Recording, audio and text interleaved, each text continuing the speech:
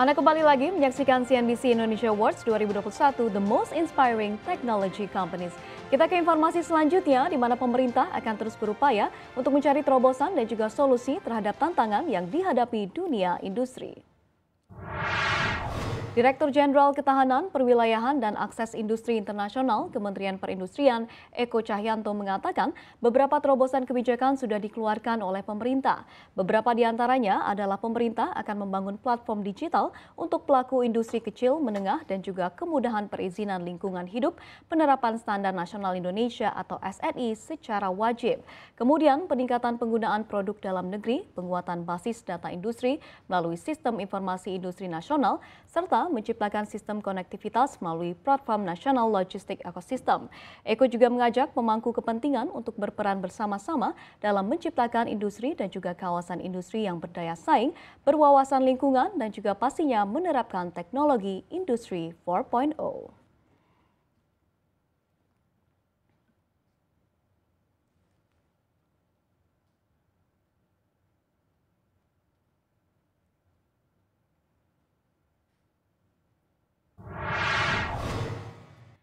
Ya, dan untuk membahas lebih detail lagi terkait dengan bagaimana peluang besar pemanfaatan teknologi berbasis digital ini bagi perkembangan industri dan juga pastinya ekonomi di tanah air, sudah hadir di studio CNBC Indonesia Budi Handoko, co-founder dan juga CEO dari Shipper, serta juga sudah bergabung bersama dengan kami lewat sambungan Zoom VP Government Relation and Corporate Affairs Halodoc, Adeline Hindarto, dan juga co-founder dan Vice Chairman dari Tokopedia Leontinus A. Adison. Halo, selamat pagi Pak Leon, Mbak Adeline, dan juga pastinya Pak Budi, kabar sehat semuanya? Sehat selalu. Sehat ya, oke baik. Pertama saya ingin ke Shipper terlebih dahulu. Kita ketahui pandemi COVID-19 ini kan pastinya mempercepat yang namanya transformasi digital. Nah, seperti apa dampak pandemi ini terhadap Shipper? Iya, karena memang kalau kita lihat pandemi ini banyak orang tidak mau keluar dari rumah ya. Jadi kebanyakan belanja online. Jadi tentu saja dengan adanya perkembangan online shopping ini akan menambah kepada kebutuhan logistik. Itu yang pertama. Yang kedua juga selain untuk pengirimannya, untuk penjual online juga mereka lebih baik menaruh barangnya di luar dari rumah mereka karena tidak mau interaksi dengan orang lain. Jadi dengan adanya itu sebenarnya menambah kebutuhan untuk gudang di bisnis kita. Jadi boleh dibilang secara tidak langsung pandemi ini berdampak positif terhadap perkembangan shipper. Oke, berdampaknya positif begitu ya. Dan juga kalau kita berbicara terkait dengan shipping companies ini kan berhubung erat dengan juga pastinya Pak Leon di sini ya, di mana Tokopedia juga pastinya mengalami yang namanya peningkatan dari transaksi secara digital. Nah, Pak Leon, seperti apa dampak dari pandemi COVID-19 ini terhadap peningkatan transaksi yang ada di Tokopedia? Ya, terima kasih. Yang pertama gini yang mau saya sharing adalah pandemi ini memang benar-benar ya kita itu melihat, kita tidak pernah melihat digitalisasi ya yang begitu cepat terjadi di Indonesia ya, dan masif juga gitu. Banyak sekali kita khawatir itu, tapi ternyata UKM, online merchants, mereka benar-benar bisa dengan cepat gitu transformasi. Banyak sekali juga merchant-merchant yang tadinya offline mengandalkan offline, mereka bisa cepat juga mengadopsi teknologi sih. Nah, itu yang kita lihat. Nah, tentu saja dampaknya ini kita memang ada pergeseran ya. Jadi awal-awal pandemi, ketika itu kan Maret 2020 ya, pertama kali diumumkan oleh Bapak Presiden, kemudian kita mulai mengambil langkah-langkah preventif. Nah, ini trennya itu adalah konsumen berbelanja memang untuk kebutuhan esensial. Nah, itu awal-awalnya. Contohnya kesehatan, perawatan pribadi, terus kemudian untuk mendukungnya bekerja dari rumah dan belajar dari rumah. Nah, tapi seiring dengan kondisi yang lebih baik, tren yang makin positif ini juga bergeser gitu. Nah, kita lihat di kuartal 2 kemarin ya, berarti yang baru-baru ini lewat, kuartal kedua 2021 ini sudah ada perubahan nih. Kategori yang peningkatan transaksinya paling pesat itu tuh kesehatan dan perawatan pribadi memang masih, tapi kemudian fashion dan kecantikan itu juga sudah mulai naik gitu. Nah, jadi kita lihat dampaknya ini positif. Awal-awalnya kita semangatnya adalah jaga ekonomi Indonesia, tapi sekarang sudah jauh lebih baik sih. Oke, dampaknya juga positif dan juga tadi Pak Leon sudah membahas terkait dengan sektor kesehatan juga. Ini pastinya juga kita ketahui kan memang sekarang lebih banyak orang yang lebih aware akan kesehatan mereka dan juga pastinya lebih banyak berkonsultasi secara online nih kepada dokter dan juga pastinya dokter spesialis yang ada. Nah, seperti apa Mbak Adeline pandemi COVID-19 ini berdampak terhadap kinerja dari Halodoc? Ya, thank you Mbak untuk pertanyaannya. Jadi sama dengan seperti Pak Leo dan teman-teman dari Shipper yang dikatakan tadi bahwa dampaknya memang positif. Tapi memang terus terang untuk pandemi ini satu hal yang kita harus perhatikan adalah semuanya prihatin begitu ya. Jadi bukan bahwa industri digital semuanya berkembang baik terus semua everybody happy, bukan seperti itu sih. Tapi memang kita harus prihatin. Namun di tengah-tengah prihatin itu kalau kita memang bisa berpikir positif, artinya percepatan untuk bisa mendorong digital itu jauh lebih baik.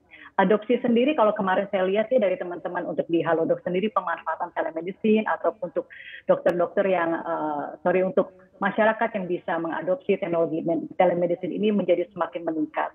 Khususnya juga untuk di kuartal kedua sendiri, kita sendiri sudah melihat adanya peningkatan bisa sekitar 10 sampai 20 kali lipat. Kemudian banyak juga untuk korporasi yang sudah bisa memanfaatkan teknologi ini dan bisa dealing dengan insurance yang sudah ada. Kira-kira seperti itu sih, Mbak. Oke, berarti kalau kita lihat perusahaan-perusahaan teknologi ini malah berdampak positif ya dengan adanya pandemi ini.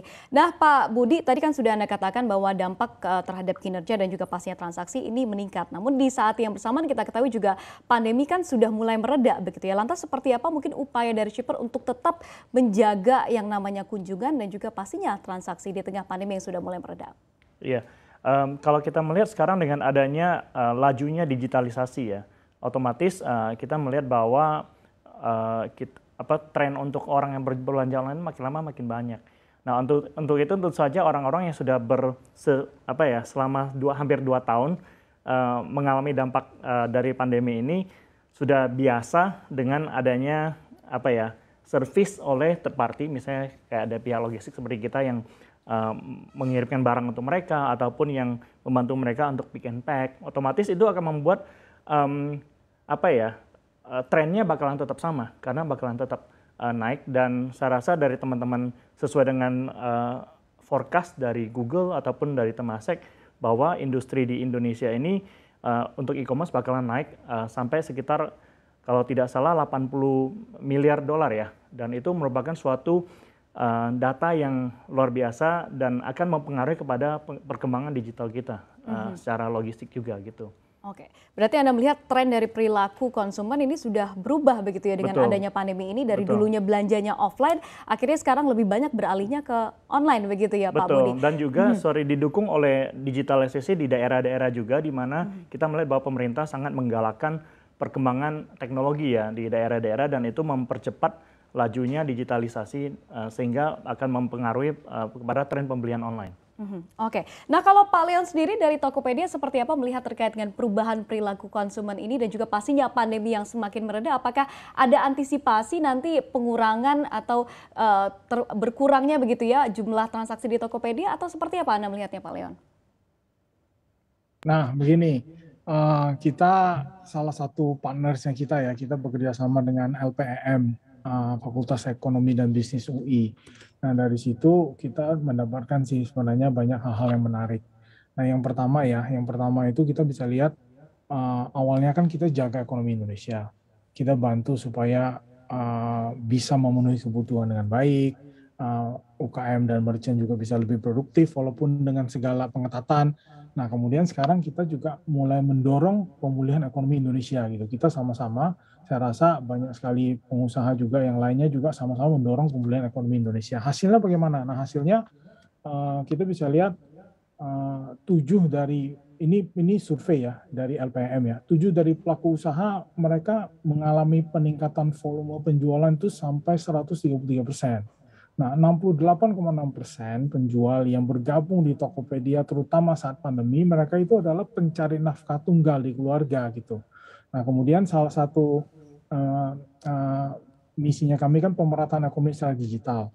Nah, ini sudah mulai terlihat gitu. Karena apa? Karena Nusa Tenggara Barat, Sulawesi Tengah, dan Sulawesi Selatan ini adalah provinsi dengan peningkatan penjualan ya, peningkatan penjualan yang tertinggi di Tokopedia selama pandemi gitu.